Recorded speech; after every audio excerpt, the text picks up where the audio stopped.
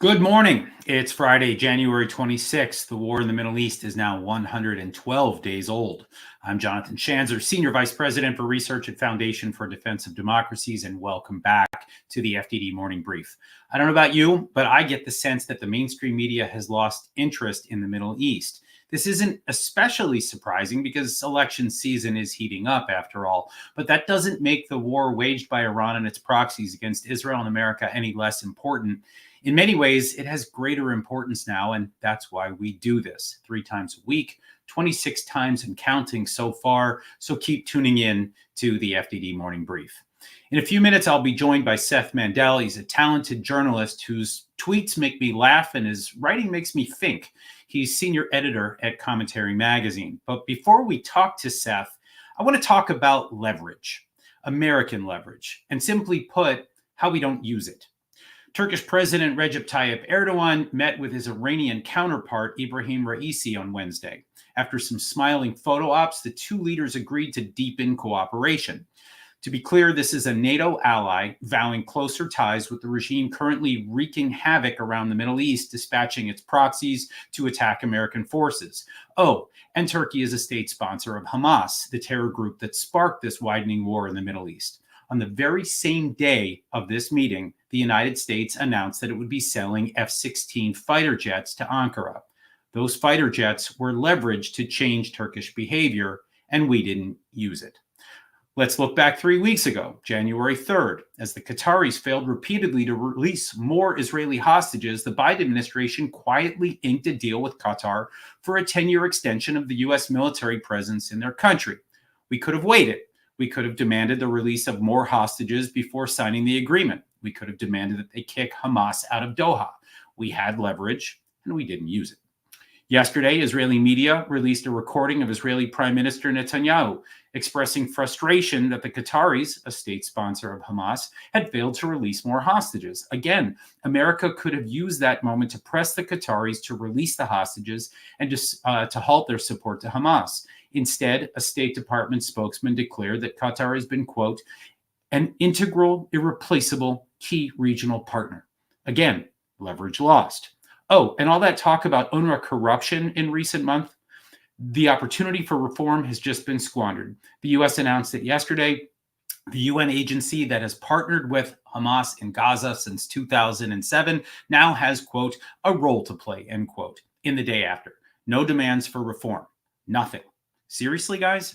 I don't know about you, but I'm tired of this. We're squandering one opportunity after another. We're not using our leverage with adversaries and unreliable allies. If anything, it looks like the U.S. government is only turning the screws on one country. We threaten to withhold ammo. We push them on compromises they're not ready to make. Our legislators threaten to cut aid.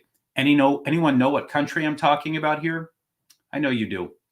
Now for your major headlines. Headline 1. Yet another hostage deal is in the works. This time it's Bill Burns, the director of the CIA, joining David Barnea, the head of the Mossad, in discussions with their Egyptian and Qatari counterparts. As I mentioned, Prime Minister Netanyahu expressed his disappointment with the Qataris the other day in a recording that was leaked by the Israeli press. The Qataris responded by slamming him, saying that he tanked hostage talks for political gain. I carry no water for Netanyahu, but this is ridiculous. If he brought the hostages home, it would boost his popularity and buy him time to devise an election strategy during the phased exchanges that will be invariably part of any deal. So what's going on? If any actor is motivated to reject a hostage deal, it's Hamas. The group knows that as soon as the hostages are released, Israel will have no incentive to keep talking. So they're dragging this out, and the Qataris are helping. Let us not forget, the Qataris are Hamas patrons. They are fighting to keep Hamas alive amidst the most serious threat to the terror group's existence. So let me say it again, slowly. This tiny, corrupt, terror-sponsoring emirate is not an honest broker. Headline 2. The Israeli Air Force struck an Iranian airstrip in Lebanon yesterday. Here's what we know. The strike was foretold by the Israelis months ago when Israeli Defense Minister Yoav Gallant identified the airfield as a threat. I personally wondered why the Israelis didn't just take it out back then. If anything, it seemed like the Israelis were trying to avoid a conflict. So does that mean the Israelis are no longer trying to avoid a conflict? In a word, yes. The Israelis are slowly but surely knocking out the strategic assets of Hezbollah and Iran in Lebanon. In response to nearly every attack out of Lebanon by Hezbollah, Israel continues to get the better of the Iran-backed group. Hezbollah has lost a lot more than the Israelis have. But this has come at a price. Tens of thousands of Israelis cannot live in the northern communities right now. Also, we should all note that this is a dynamic that is only effective so long as Hezbollah and Iran refrain from a major response. So far, so good, I suppose. But it won't last forever. Israel needs to be careful. A major escalation is developing. And despite what you hear, this is a war that nobody wants. And headline 3, the Jerusalem Post reports that South African banks are providing Hamas with the means to move money worldwide. Surprised? I'm not. The government that brought a preposterous genocide case against Israel at the ICJ is also a facilitator for Hamas finance. I'll tell you a little secret. South Africa has been rotten for years. When I was a terror finance analyst at the US Treasury, we were tracking Hamas and Al-Qaeda financiers in that country, and their government didn't want to hear about it. That made them complicit, in my view. So now what? I don't believe for a minute that the United States will target South Africa with sanctions. I don't believe that they will receive so much as a strongly worded letter, especially now that the kangaroo court at The Hague has elected to allow this preposterous genocide case against Israel to move forward. But the bill will come due. Hamas support is an important indicator of a government's willingness to support other terror groups. So keep an eye out for more FDD work on this self-declared Hamas enabler. Tracking bad people and their bad money, that's what we do. Okay, moving on. I'm pleased to introduce you to Seth Mandel. Seth is a senior editor these days for Commentary Magazine, where I'm a contributing editor, by the way. Seth has worked for the Washington Examiner and for the New York Post. He was also a national security fellow at a think tank you may have heard of called FDD.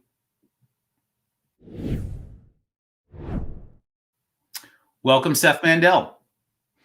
Thanks, Jonathan. Thanks for having me. Morning. Great to have you here. Let me start with your most recent piece on the Qataris. You rip into this tiny Gulf state for its recent expression of outrage toward Prime Minister Benjamin Netanyahu. You want to break that down a little bit for us?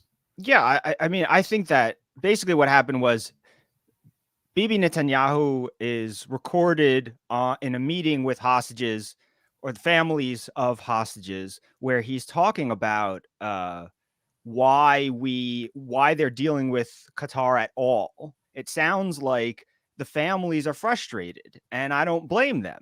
The families sound frustrated that Qatar hasn't done more to bring these hostages home. Now, you have to understand that they have, as you've said, it's like with great power comes great responsibility sort of thing. They have responsibility. They have obligations because they are a main funding conduit to Hamas, and because they and Turkey have the direct line. They have the bat phone number. They pick up and call them. And so Bibi was basically explaining this to the family members of Israeli hostages, saying, look, they have the leverage.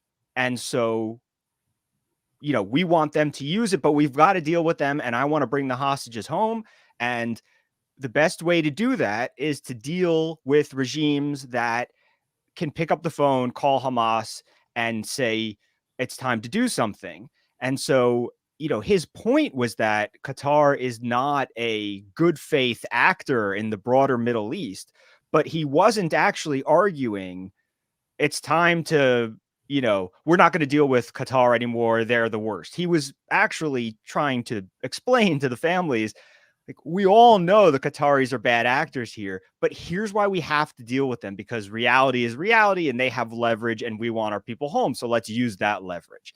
And the Qataris freaked out. I mean, their foreign ministry put out this statement saying that, Bibi was, for his own purposes, basically running the hostage negotiations off the road. And, as you said earlier, first of all, that's insane, because it's very clear that Netanyahu is deeply affected by the pressure around him to bring the hostages home. And that is obvious. They're talking about a deal right now. And we've had reports that said the Israelis offered a 2-month ceasefire. Then they moved down to a month ceasefire. They're offering things like enabling the Gazans in the south, taking shelter in the south, to go back north sooner than I think the Israelis would have planned for. Otherwise, they're offering extended ceasefire times, which will also limit Israeli surveillance in the Strip. I mean, they're offering a lot. So the idea that Bibi is trying to destroy these negotiations is obviously silly. But the larger point is that the Qataris don't seem to understand how to play at this level. They have more power and obligations in these Hamas negotiations than they're acting like. And they are misinterpreting statements by the Israelis that are actually justifying the Qataris' participation in this whole thing. They're misinterpreting those statements as, backroom insults and stuff like that. I mean, what are the Qataris saying behind closed doors about Bibi Netanyahu? Is it anything nearly as nice as what he said? So, I think that they're playing, I think it's really amateurish, honestly. And I think it's frustrating to see you can do more, you have more power, you have more obligations, and you're kind of blowing it here. Well, they are blowing it. I think the only question in my mind is whether they're deliberately doing this, whether they're dragging this out. And I guess we'll wait and see. Let me ask you about another piece that you wrote recently about what you call the new Global Blacklist. This is a blacklist against Jews, right? Yeah. The first thing that brought this to my attention was the silliest, which was there was this report, not a report, I mean, the UK Telegraph had the internal emails from British Airways where they were explaining why they had decided to pause the inclusion of a British sitcom called Hapless in their in-flight entertainment. So, in-flight entertainment means, I don't know what, 35 movies, 20 TV shows, a bunch of cartoons, usually games. Like, it's not, this is the movie we're showing anymore, right?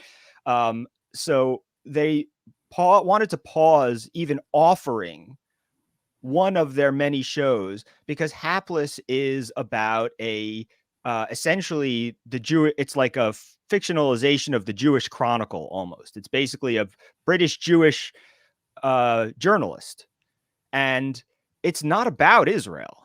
It's not about the war. This isn't Fauda, the Netflix show about actual anti-terrorism in Israel and the territories. This was a show about a British Jewish guy. And they were nervous about having this in-flight entertainment, and things sort of spiraled from there.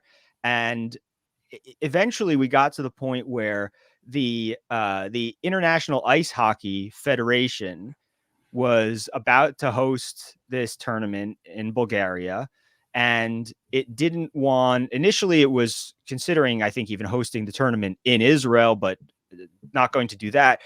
Moved to Bulgaria, but they decided to pause, let's say, the inclusion of the Israeli under 20 team, under 20 years old, right?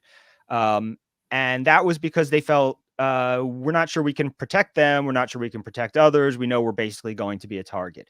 Eventually, they backpedaled and backpedaled and backpedaled far enough to get back to letting them play, essentially. But for weeks, this went on with even the NHL sort of nudging them, saying you can't punish the targets of terrorism, right? I mean, you're saying Israeli teams are targets, so they can't play. That's not something you can say out loud, right? That's what we don't think we can. They kind of did, though, right? And they did, and yeah. I thought the NHL's statement wasn't strong enough, honestly, right. But it was at least a recognition that you guys, you get it together. You can't say that. So that was one. So that was the International Ice Hockey Federation, and then we had more serious incidents like Sagiv Yechezkel, who is an Israeli-born soccer player who was playing for a Turkish professional team. And a couple weeks ago, he scored a goal, and he had written on the tape around his wrist, 100 days, and there was a Star of David next to it.